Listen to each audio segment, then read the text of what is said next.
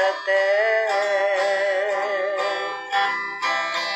Любовта е едното от тях, сърцата и душите блестят от нея.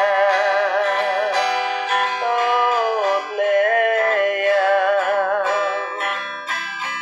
Цял живот ние сме щастливи, когато тя е до нас. Господ създаде за нас